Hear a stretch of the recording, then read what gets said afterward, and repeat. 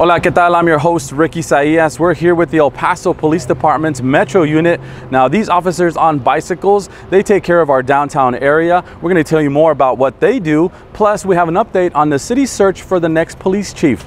These stories and more on this edition of Your City in 5. The search for the next chief of the El Paso Police Department is down to 4 candidates. The finalists are Steve Dye, who served as police chief for Grand Prairie, Texas from 2011 to 2020. Peter Pasillas, who is the current interim chief of police and has been with the El Paso Police Department since 1985. David Ransom, who is the chief of police at the Berkeley School of Music in Boston and began his public safety career with El Paso Police in 1992. And Victor Zarur, who is an assistant chief of police for the El Paso Police Department and previously served with the El Paso County Sheriff's Office. The city started the search in May following the death of Police Chief Greg Allen.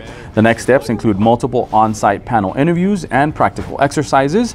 There will be a public reception where the community can meet and greet the candidates at 6 p.m. on Wednesday, September 13th at the El Paso Museum of Art. The community can look a little different to police officers from the seat of a bicycle. Meet the police department's Metro Unit, officers on bicycles. About 30 officers patrol the downtown area 7 days a week on 2 wheels. With bikes, they are able to travel faster and easier through the streets of downtown. They respond to emergency calls, do traffic control, issue citations, and make arrests. But mainly, they keep our downtown safe and interact with the community.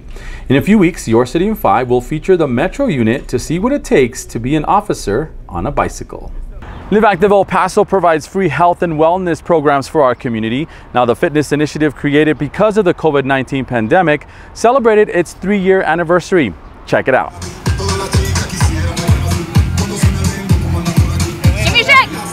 I think it's super important because it gets people out and about, gets them outside, gets them all their vitamin D that they need, and then it's just an opportunity to make community again. Take a few more diaphragmatic breaths. Live Active has been launched since pandemic 2020. This is our 3rd year, and we've seen the response with the community. That they've been loving the fitness sessions that we do, the outdoor events that we do, and this is for the community. We want to help the community stay more active and healthy for their journey.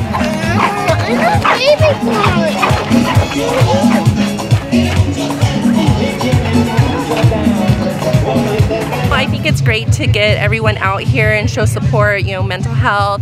Live Active puts on amazing events, free to the public, and I think it's just to open the awareness to the community, and support each other. We don't know what everyone's going through, and this is just a great function for all of us to get together.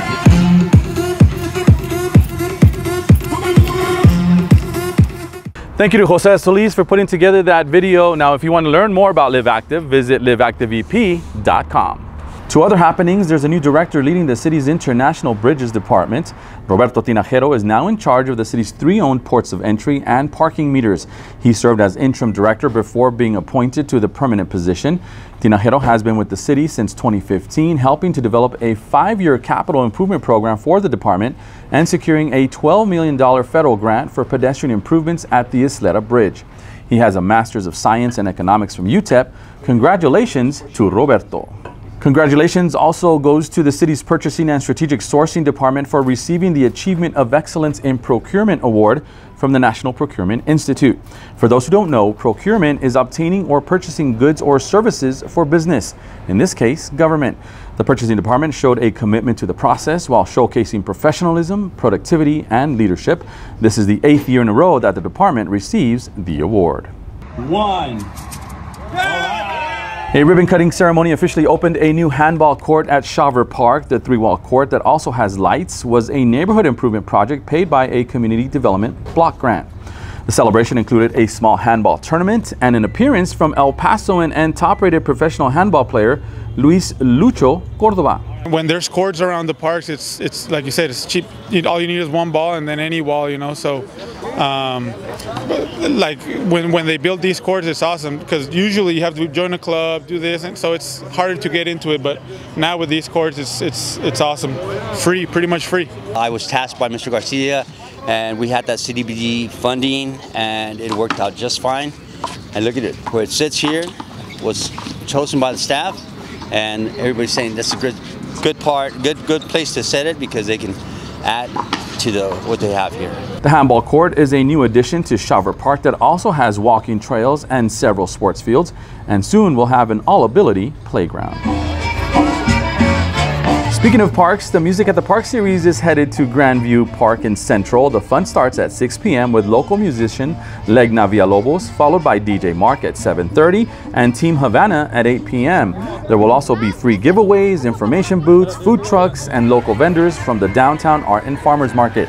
Bring a chair or picnic blanket and join us as we celebrate the city's 150th birthday at Grandview Park.